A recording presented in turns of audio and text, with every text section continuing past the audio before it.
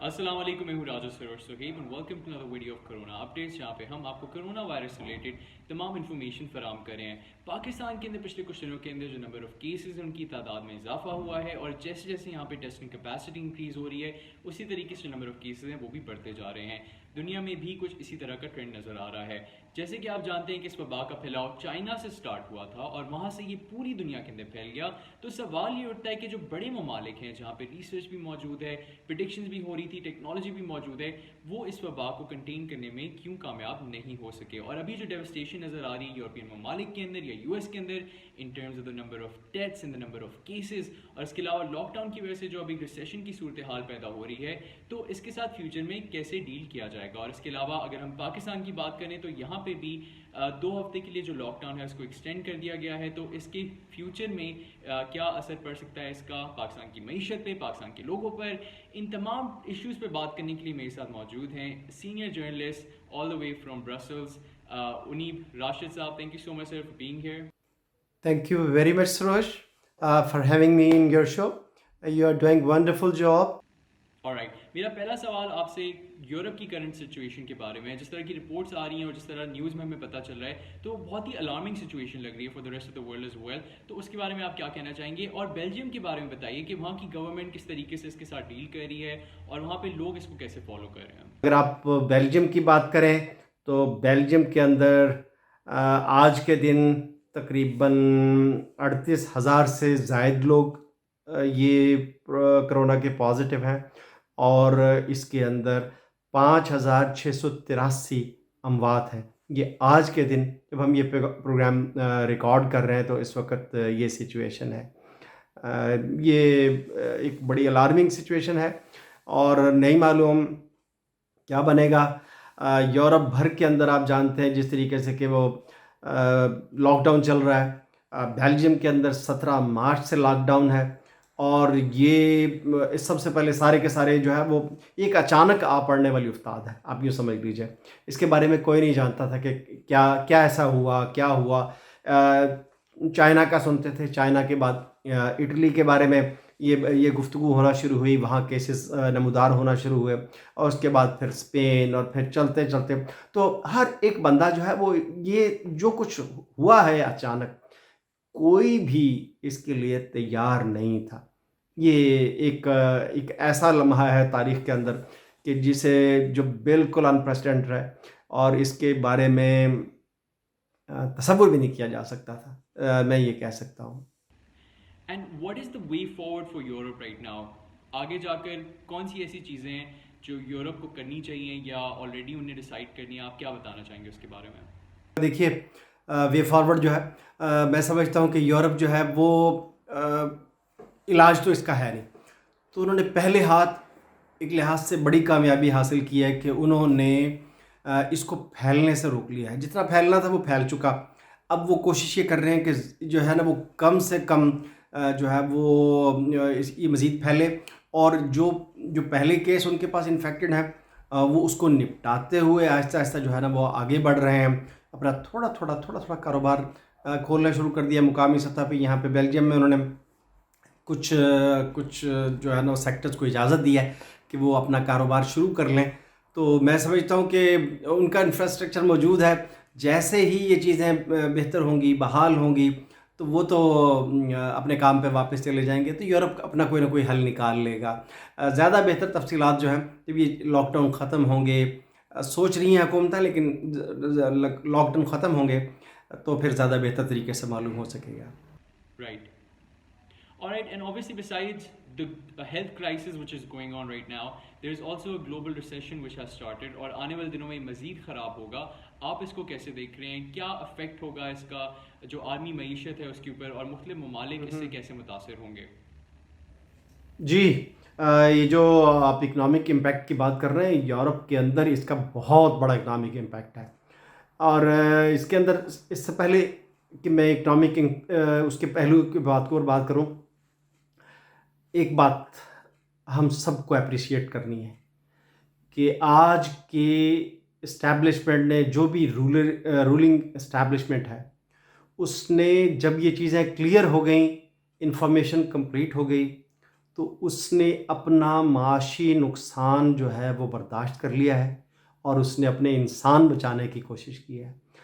تو یہ بھی تاریخ میں یاد رکھا جائے گا کہ ایک ایسے لمحے میں جب معاش اور انسان کے درمیان فرق کرنا تھا اس نقصان کا، تو پھر لوگوں نے وہ معاش کی بجائے انسان کو چوز کیا اور اپنی تمام صلاحیت جو ہے، اپنے تمام وسائل انسان کو بچانے پہ لگا دیے، اپنا معاشی نقصان کر لیا۔ اس سے آگے چلیں، ہم سارے کے سارے روزانہ پڑھ رہے ہیں۔ آپ اب دیکھیے، ترقی یافتہ دنیا کی نا کچھ بڑی بڑی میجر چیزیں ہیں، جب وہ رک جائیں تو پھر آپ اس سے اندازہ کر سکتے ہیں کہ کتنا بڑا ساری کی ساری ٹریول انڈسٹری جتنی بھی ہے وہ ہالٹ پہ ہے۔ جہاز زمین پہ ہے فضاؤں کی بجائے، جو اس میں کام کرنے والا ایئرپورٹ خالی ہے۔ یہ کوئی معمولی بات نہیں، کبھی بہت مجھے نہیں یاد، میری زندگی میں تو ایسا مجھے یاد نہیں پڑتا۔ تاریخ کے اندر ہر 100 سال کے بعد ایپیڈیمک جو ہے نا وہ اس طرح ہوتا ہے، لیکن یہ اس طرح نہیں ہوا کبھی بھی۔ تو اس کا ٹورزم انڈسٹری ان کی ختم ہو گئی ہے مکمل طور پہ۔ لیبر جو ہے وہ جو دوسرے ملکوں سے یہاں آ کے کام کرتی تھی، وہ واپس اپنے ملکوں میں واپس چلی گئی ہے۔ یہاں پہ جو ایگریکلچر ہے یہ اس کا سیزن ہے، توڑنے کا، ان کو مارکیٹ تک پہنچانے کا، پھلوں کو، مختلف سبزیوں کو، لیبر اویلیبل نہیں ہے۔ اس کی وجہ سے جو ہے وہ سب چیزیں جو ہے نا وہ اپنی جگہ پہ لگی ہوئی ہیں۔ اس سے بھی بڑا جو معاشی نقصان سے بھی بڑا ایک نقصان ہے جو یورپین یونین کو ایز اے ہول ہوا ہے، وہ یہ ہے کہ کوئی تصور نہیں کر سکتا تھا کہ اس کی سرحدیں واپس آ جائیں گی۔ تو اس میں سرحدیں واپس آ گئی ہیں۔ یہ یورپین یونین جو ہے، اس کا سارا بیس ہی جو ہے وہ ایک دوسرے فری ٹریول پہ تھا، کہ وہ ایک دوسرے ممالک کے اندر بنا روک ٹوک آ جا سکیں گے سارے شہری۔ تو یہ ایک اس کے امیج کو اتنا بڑا لاس ہے تو یہ اس کا حصہ، لیکن ہمیں نہیں معلوم کہ اب یہ دوبارہ یہ جو سرحدیں ہیں یہ کب کھلیں گی، کیونکہ اس کے درمیان بے شمار شکایات تھیں۔ جس طرح ہم بات کر رہے تھے کہ ایک اس کی فگر میں بتا دیتا ہوں آپ کو کہ بیلجیم کے اندر، اسپیشلی صرف ایک بیلجیم کے اندر جو پہلا ہفتہ لاک ڈاؤن کا تھا، اس کے بعد انہوں نے اندازہ کیا تھا، کیونکہ بیلجیم حکومت نے سارے بار بند کر دیے، سارے کیفے بند کر دیے، سارے ریسٹورنٹ بند کر دیے، تو اس کے نتیجے کے طور پہ ان کی جو آرگنائزیشن ہے اس کا کہنا یہ تھا کہ ان کو $1.7 بلین کا آلریڈی نقصان ہو چکا ہے صرف ایک ہفتے میں۔ اور اس سے جڑی ہوئی جتنی انڈسٹری تھی، ساری کی ساری ٹورزم کی انڈسٹری، جو لوگ اپنا پلان کرتے تھے، آپ کو پتہ ہے یورپین جو ہے وہ چھٹیوں پہ جانے کے عادی ہیں، وہ سارا سال پیسے جمع کرتے ہیں کہ کسی بھی طریقے سے وہ اتنے پیسے جمع کر لیں گے وہ کہیں نہ کہیں چھٹیوں پہ جا سکیں۔ تو وہ سارا اس سے اتنی اکنامک جو ایکٹیویٹی ہوتی ہے، فیکٹریاں بند ہو گئی ہیں مکمل طور پہ، ان کے اندر جو بے روزگاری ہے اس کا آپ اندازہ کر لیجئے کہ حکومت کو صرف پہلے 4 دن کے دوران جب انہوں نے حکومت لاک ڈاؤن کیا تو 1 ملین سے زیادہ لوگوں نے اپنے آپ کو بے روزگار رجسٹر کیا ہے، 1 ملین سے زیادہ۔ اور حکومت کے لیے مسئلہ یہ ہے کہ اگر وہ کوئی آدمی روزگار پہ ہو اور اس کا یہ ایک فلاحی ریاست تھی ہماری، اور اللہ کرے یہ فلاحی ریاستیں چلتی رہیں، کیونکہ یہ دنیا کے اندر جو تھوڑی بہت انسپائریشن رہ گئی ہے ترقی پذیر ملکوں کے اندر، عمران خان جیسے لیڈروں کے لیے تھوڑی بہت وہ یہی انسپائریشن ہے۔ باقی تو جو بڑی بڑی معاشی طاقتیں ہیں، امریکہ کے اندر اس طرح کا ہیلتھ کیئر سسٹم نہیں ہے، برطانیہ کے اندر ہے، اور برطانیہ والوں نے تو جو ہے وہ اپنے NHS کو بچانے کے لیے انہوں نے بریگزٹ کر لیا ہے، تو اپنے سسٹم کو بچانے کے لیے سارے کے سارے ایکٹیویٹی کر رہے ہیں۔ تو یہ سارا کا سارا ایٹ گیا ہے، اور آپ اس میں دیکھیے وہ جو میں بات آپ کو بتا رہا تھا کہ 75 جو اس کا حصہ ہے، 75% حصہ کسی بھی تنخواہ کا وہ حکومت کو ادا کرنا ہوتا ہے۔ تو گویا اگر کوئی شخص بے روزگار ہوا ہے تو اس کی تنخواہ کا 75% بوجھ جو ہے وہ ڈائریکٹ اچانک حکومت پہ آ گیا ہے.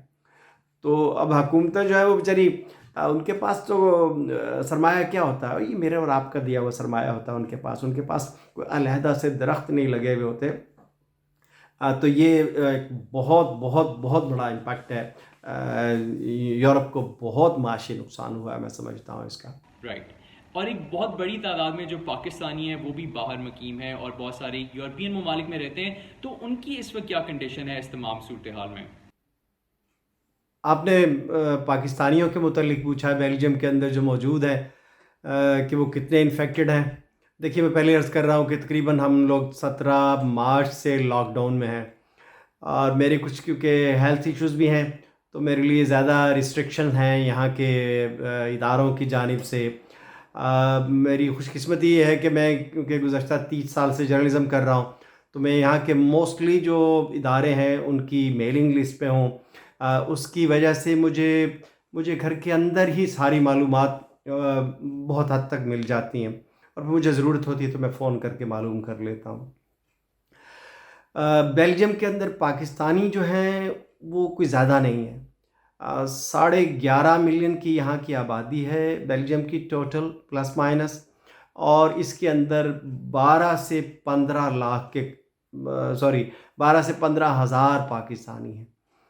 تو کچھ کیسز کے بارے میں ہم نے سنا ہے, میں کنفرم نہیں کر سکتا کہ وہ کتنے ہیں. تو جب یہ لاک ڈاؤن کھلے گا لوگوں تک یہ بات پہنچے گی, لوگوں تک ہم پہنچیں گے تو پھر اس کے بعد جا کے اندازہ ہوگا کہ کون کون اس سے متاثر ہو چکا ہے. میں صرف ابھی اتنا کہہ سکتا ہوں کہ ابھی ریسنٹلی میرے ایک دوست ہیں وہ گئے تھے ایک جنازے کے ساتھ, ان کو جانا پڑا. یہاں پہ مسلمانوں کا قبرستان جو مسلمانوں کو جگہ دی ہوئی ہے یہاں پہ اتھارٹیز نے, لوکل اتھارٹیز نے, تو برسلز کے یہ میں بات کر رہا ہوں, وہ یہاں قبرستان میں گئے تو وہاں پہ انہوں نے اس کی ایک ویڈیو بنا کے بھیجی. وہ میں آپ سے شیئر کروں گا آپ کے اس پروگرام کے بعد. اس میں آپ دیکھ سکتے ہیں اور اس میں انہوں نے بتایا ہے کہ برسلز کے اندر اس کے گرتنواہ اس میں شامل ہوں گے. 15 سے 20 مسلمان میتیں جو ہیں وہ روزانہ کی بنیاد پہ وہ یہاں مسلم قبرستان میں دفنائی جا رہی ہیں. تو آپ اس سے اندازہ کر لیں کہ صورتحال جو ہے وہ کتنی مشکل ہے. اور اس کی ایک ریزن ممکنہ طور پہ یہ بھی ہے کہ عرب اور یا ہم جو لوگ ہیں وہ ملنے میں بہت زیادہ جنرس ہیں, ایک دوسرے سے ہینڈ شیک کرنے میں ایک دوسرے سے. تو یہ بات جو ہوئی ہیں ان کے اندر بہت بڑا حصہ جو ہے وہ ایسا خیال کیا جاتا ہے کہ ان چیزوں کو نیگلیکٹ کرنے کا نتیجہ ہے کہ جو ہمیں گائیڈ لائنز دی گئی تھیں اور ہم نے اس طریقے سے پہلے ہاتھ جو لوگ بھی کیئرفل نہیں رہے اس کا نتیجہ ہے. اور اس میں جو دوسرا بڑا فیکٹر ہے وہ ایج ہے. جو آدھے کے قریب لوگ جو ہیں وہ تقریباً 65 سال سے اوپر کے ہیں. اور let's come to Pakistan now. یہاں پہ بھی اپنے لمیٹڈ ریسورسز میں رہتے ہوئے گورنمنٹ نے کچھ ڈیسیجنز لیے ہیں جس کو کچھ لوگ اپریشیٹ کر رہے ہیں, کچھ کرٹیسائز کر رہے ہیں. آپ ان اقدامات کو کیسے دیکھتے ہیں کنسیڈرنگ دا فیکٹ جو گورنمنٹ نے 2 ہفتے کے لیے لاک ڈاؤن کو مزید ایکسٹینڈ کر دیا, which I personally think is a partial lockdown, کیونکہ کچھ سیکٹرز کو پھر بھی الاؤ کیا گیا ہے کہ وہ اپنی ایکٹیویٹیز کو جاری رکھ سکتے ہیں. So what is your take on that? جی تھوڑے لاک ڈاؤن سے کام نہیں چلتا.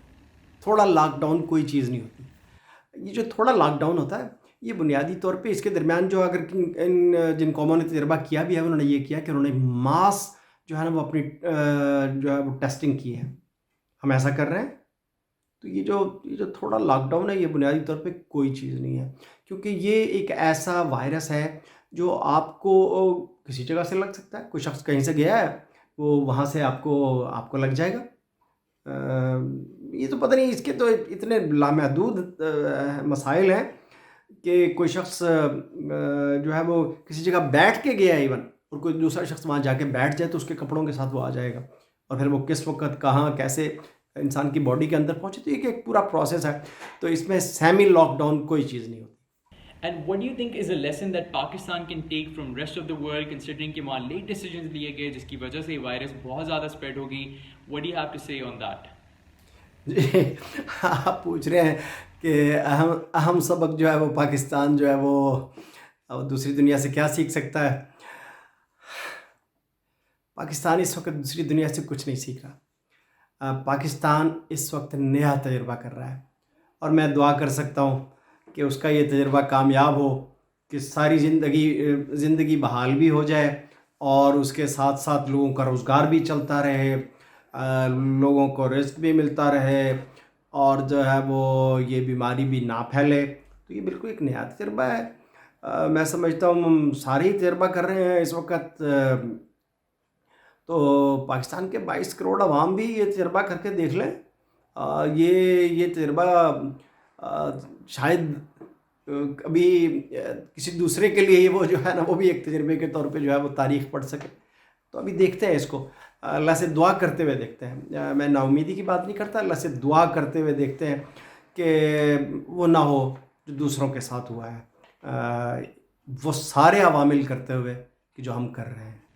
Alright, towards the end, what is your message to the viewers who are watching you right now? ہم لوگوں نے اس سیریز کے تھرو ہمیشہ کلیکٹیو رسپانسبلٹی اور پریکاشنری میجرز کو اپنانے کی بات کی ہے.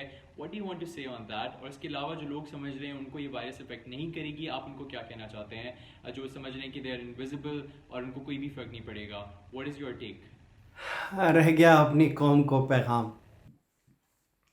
تو اس کا تو ہر شخص ایک دوسرے کو بڑا زبردست پیغام دیتا ہے. میں واٹس ایپ پہ دیکھتا ہوں تو ایسی چیزیں شیئر ہو رہی ہوتی ہیں کہ ہمیں اندازہ ہوتا ہے کہ اس سے زیادہ تو عقل مند لوگ نہیں ہیں.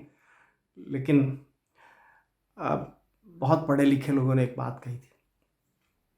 انہوں نے کہا 2 طرح کی سوسائٹیز ہوتی ہیں, ایک تحریر کی, ایک تقریر کی. ہم تحریر کی سوسائٹی نہیں ہیں, ہم تقریر کی سوسائٹی ہیں. تحریر کی سوسائٹی کے اندر آپ ایرنائز کرتے ہیں, تب لکھتے ہیں, تب بولتے ہیں, تب بات کرتے ہیں.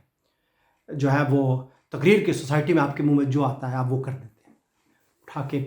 ویسے بک بک تو نہیں کہوں گا, چلے کنٹریبیوشن سمجھ لیجئے, لیکن آپ ہر شخص اپنا ڈیٹا نکال لے اور دیکھ لے وہ کیا کر رہا ہے, کیا کہہ رہا ہے. کچھ سیریس بات کرنی ہو تو پاکستانی سوسائٹی کو پہلی مرتبہ یہ غور کرنے کا موقع ملنا چاہیے. ان کو یہ ملا ہوگا کہ آج تک وہ کرتے کیا ہیں, اب کس طرح کے لوگ ہیں ہم,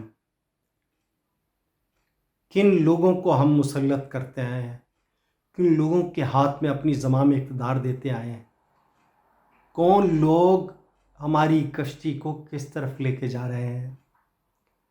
آپ یہ دیکھیے کہ دنیا ہم پہ ہنستی ہے. آپ بہت خوش ہوتے ہیں, دنیا ہم پہ ہنستی ہے کہ ایک ایٹمی ملک اپنے ملک کی بجلی پوری نہیں کر سکتا, اپنے شہریوں کو, اپنی صنعتوں کو بجلی نہیں دے سکتا. اس کے مطلب میرے ساتھ یہ واقعہ ہو چکا. میں ایک مرتبہ اپنے نائی کی دکان پہ تھا, اپنے ہیئر ڈریسر کے. وہاں پہ جو ہے وہ ایک عربی جو ہے وہ میں اسے بتا رہا تھا, وہ ادھر مشرقی وسطیٰ کے سے تعلق رکھتا تھا. تو میں اسے بتا رہا تھا کہ یار آج کل ہمارے ہاں بڑی لوڈ شیڈنگ ہو رہی ہے. تو وہ ایک دم ہنس دیا, کہنے لگا کہ آپ تو یار ایٹمی ملک اور آپ کے پاس بجلی نہیں ہے. اس کی وجہ یہ ہے کہ پروسیس یہ ہے کہ جو لوگ بھی جو ایٹم تک پہنچتے ہیں وہ پہلے بجلی بناتے ہیں, پھر اس کے بعد ہتھیار کی طرف جاتے ہیں. ہم عجیب ہیں, ہمارے پاس ایٹم بم ہے, ہمارے پاس بجلی نہیں ہے. تو یہ ہمیں سوچنے کا موقع ہے, دوبارہ سے ہمیں سوچنے کا موقع ہے کہ ہم کس طرح کی سوسائٹیز ہیں. کیوں ہمارے پاس اتنے غریب ہیں, کیوں غریب ہیں, اس میں مذہب کا کیا کردار ہے.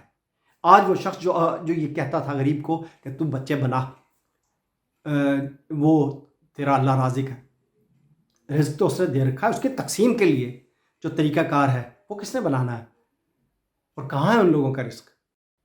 وہ علم سے جڑا ہوا ہے رزق, وہ علم کہاں ہے, کس نے دیا ہے ان کو. کچھ نہیں ہے. دنیا کے 4 موضوعات ہیں جس کے اوپر دنیا کا کنسنسس ہے, جو ترقی یافتہ دنیا ہے. اس میں ایک ہے صحت, اس میں دوسرا ہے تعلیم, تیسرا ہے روزگار, اور آخری جو چیز ہوتی ہے وہ امن و امان ہوتی ہے. ہم یار فالس لائنوں پہ جی رہے ہیں. ہمارے پاس کچھ بھی نہیں ہے. ہم سوچتے ہیں او بڑی جی ہماری بڑی طاقت ہے. طاقت دنیا ہے ہمارے پاس کچھ نہیں ہے. تو اسی لیے ایک موقع دیا اللہ نے وہاں دوسروں کو دوسری چیزیں سوچنے کا موقع دیا ہے, وہاں آپ کو بھی سوچنے کا موقع دیا ہے. وہ سوچنے کا موقع یہ بھی ہے کہ آپ کے ادارے سارے موجود ہیں اور آپ کوئی چیز پروڈیوس نہیں کرتے. کیوں آپ کی جو ہے نا وہ ایکسپورٹ نامی کوئی چیز نہیں ہے. اور میں جب سے میں نے یہ تشکیل دیا ہے, پہلا یہاں پہ چیمبر بنایا ہے ہم نے, پاک بینیلکس اوورسیز چیمبر کے نام سے. میں گزشتہ 14 ماہ سے یہ تحقیق کر رہا ہوں, 14-15 ماہ سے, کہ پاکستان کی انڈسٹری ہے کیا. تو میں آپ کو آج بڑے آپ خوش ہو رہے ہیں کہ ہماری بڑی اس کی فگر آپ نے دیکھ ہی لی ہے. عمران خان کا رونا آپ نے دیکھ لیا, وہ کہتا ہے ہماری 22 کروڑ. اور میں آپ کو وارن کر رہا ہوں کہ ابھی ہمارے جس دن اوورسیز پاکستانی واپس آ گئے, خدا نہ خواستہ یہ کرونا چلا تو اوورسیز پاکستانی واپس آئیں گے, کیونکہ وہ معیشت ہے وہ بھی تو رک گئی. وہ کیا کریں گے, ان کو مزدور کیوں چاہیے ہوں گے؟ اگر آپ نکال رہے ہیں تو وہ بھی تو نکالیں گے. یہ لوگ جب واپس آئیں گے تو آپ کے پاس یہ جو ابھی آپ اپنا بجٹ چلا رہے ہیں, آپ کس طریقے سے چلائیں گے؟ اس ملک کے اندر کوئی انوویشن نہیں ہوتی. اس ملک کے اندر جو انوویشن کے ادارے ہیں, سائنس کے ادارے ہیں, وہ دھنیا کرتے ہیں, وہ پودینہ پروڈیوس نہیں کر سکتے. تو اور ابھی آپ نے دیکھ لیا ہے, تھوڑی بہت امید ہے یہ چند نوجوان جو کچھ سامنے آ کے کر لیتے ہیں. تو سب سے پہلے ان تمام اداروں کا احتساب ہونا چاہیے کہ جو وہاں بیٹھے تنخواہیں لے رہے ہیں, نکالیں ان کو دفتروں سے, نہ جائیں. پاکستان کی ایک چیز خراب ہو چکی ہے. پاکستان کا کیلا خراب ہے, پاکستان کی پروڈکشن کی میں بات بتا رہا ہوں. وہ سارے کے سارے میرے دوست ہیں جو فروٹ ایسوسیشن کے ہیں, ڈیری فارمرز ایسوسیشن کے. میں ان سے بات کرتا ہوں, دل رونے کو آتا ہے. فروٹ ایسوسیشن سے آپ پوچھئے, ان کے پاس بی گریڈ مال ہے بیچنے کے لیے, اے گریڈ مال ہی پاکستان میں نہیں ہے. اس کی وجہ یہ ہے کہ پاکستان کے پھلوں کو جو ہے وہ لگ چکی ہے بیماری, اور یہ بیماری نتیجہ ہے اس بیماری کا جو ہمارے اداروں کو لگی ہوئی ہے. کوئی ریسرچ کا کام نہیں ہوتا. جس نے نہیں کیا, میں ہاتھ اٹھا کے جو ہے نا وہ بددعا دینے کا وقت نہیں ہے, اور شاید رونے کا وقت بھی نہیں ہے. آنسو بہائے جا سکتے ہیں اس کے اوپر, لیکن میں اللہ سے دعا کرتا ہوں, یا اللہ تو غفار الرحیم ہے, تو ستار العیوب ہے, لیکن اے اللہ پاکستان میں اتنے غریب پروڈیوس کرنے والے جس پالیسی کے تحت پاکستان میں آج اتنے غریب ہیں, اور جس پالیسی کے تحت پاکستان کو نقصان پہنچایا گیا ہے, یا اللہ آپ ان کے ساتھ جو ہے نا وہ ایسا معاملہ کرو کہ ایٹ لیسٹ وہ یاد رکھیں. تھوڑے وقفے کے لیے لوگ آتے ہیں, ہم پہ حکمرانی کرتے ہیں اور چلے جاتے ہیں, یہاں سے ہماری تباہی پھیر جاتی ہے. تو پاکستان کے لیے یہ وقت ہے, اسپیشلی آپ جیسے نوجوانوں کے لیے یہ وقت ہے. نوجوانوں کو سوچنا ہے, انہیں پڑھنا ہے, اور پڑھ کے اس قوم کو واپس لوٹانا ہے. یہ بہت امپورٹنٹ بات ہے. ہمارے ساتھ یہ ہو رہا ہے, ہمارے پڑھے لکھے کا, ہمارا پڑھا لکھا ہمیں نوچنے کے جو ہے وہ طریقے ڈھونڈتا ہے آپس میں, اور وہ اس کی حالت اس طرح کی ہے کہ وہ کوئی غریب لوگ ہوتے ہیں, وہ شروع میں اپنا بچہ جو ہے نا وہ بڑی محنت مزدوری کر رہے ہوتے ہیں, ماں باپ بہت غریب ہوتے ہیں, وہ اپنے بچے کو پڑھنے کے لیے باہر بھیجتے ہیں, اور وہ بچہ پڑھ کے آتا ہے, اور واپس آ کے جو ہے وہ کیا کہتے ہیں, وہ آ کے کہتا ہاں یہاں تو بہت بدبو ہے, یہاں تو نظام ہی نہیں ہے.